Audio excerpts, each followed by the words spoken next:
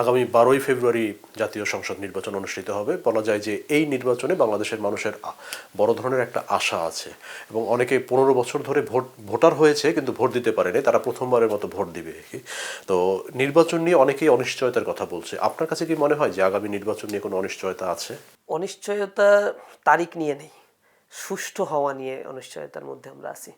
প্রথমত নির্বাচন কমিশন একপাক্ষিক হয়ে গেছে এবং একদিকে ঝুঁকে গিয়েছে তারা। প্রশাসন, অ্যাডমিনিস্ট্রেশন, ডিফেন্স ফোর্স সব কিছুই দেখছি আমরা একপাক্ষিক হয়ে গিয়েছে।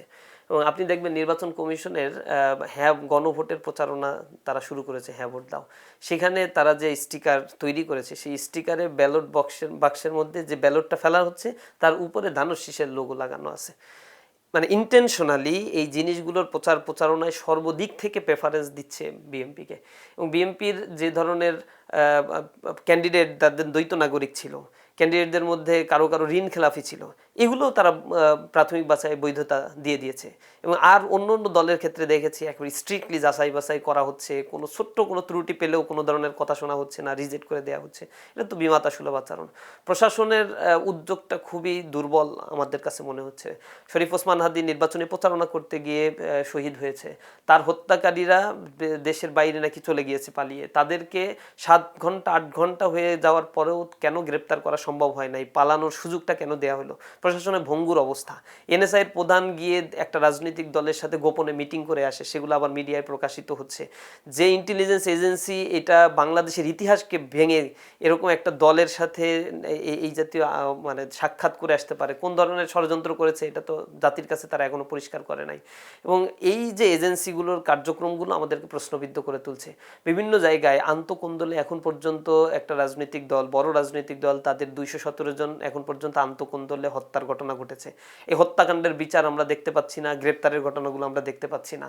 প্রকাশ্য দিবালোকে মানুষদেরকে পিটিয়ে মানে গুলি করে হত্যা করা হচ্ছে, পাথর মেরে হত্যা করা হচ্ছে, এগুলোরও কাঙ্ক্ষিত বিচার দেখতে পাচ্ছি না।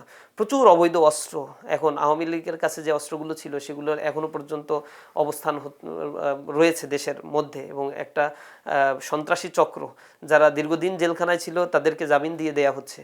সামগ্রিক অবস্থা দৃষ্টে যেটা মনে হচ্ছে, নির্বাচনকে প্রশ্নবিদ্ধ করার জন্য যে ধরনের কার্যক্রমগুলো পরিচালনা করা দরকার সেই কার্যক্রমগুলোর ফিল্ড তৈরি ইতিমধ্যে হয়ে গিয়েছে। এই ক্ষেত্রে সুষ্ঠু নির্বাচনের ক্ষেত্রে তো নিঃসন্দেহে আমাদের মাঝে শঙ্কা তৈরি হয়েছে।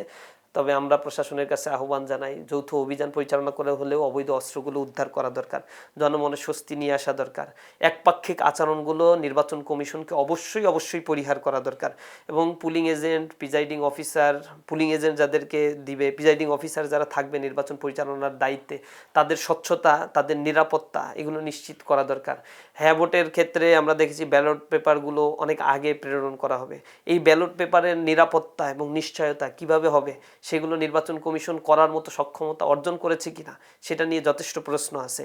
সামগ্রিকভাবে আমাদের কাছে মনে হচ্ছে নির্বাচনের ব্যবস্থাপনার ক্ষেত্রে বর্তমান নির্বাচন কমিশনের কাছে আমরা আবেদন করেছিলাম যে আগে উপজেলা নির্বাচন অথবা ইউনিয়ন পরিষদের নির্বাচনটা হয়ে যাক।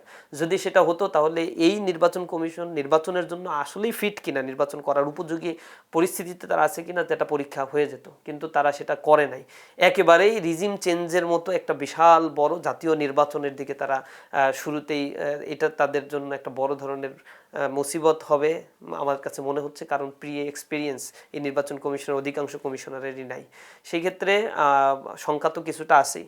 তবে আমরা মনে করছি উপদেষ্টারা বারবার আমাদেরকে অভয় দিচ্ছেন, বলার চেষ্টা করছেন সবচেয়ে স্বচ্ছ নির্বাচন তারা করবে। আমরা তাদের উপর আস্থা রাখতে চাই। তবে বিমাতা সুলভ যে আচরণগুলো হচ্ছে সেই আচরণগুলো থেকে নির্বাচন কমিশন নিরপেক্ষ ভূমিকা রাখলেই বরং সেটা এই জাতির জন্য কল্যাণকর হবে।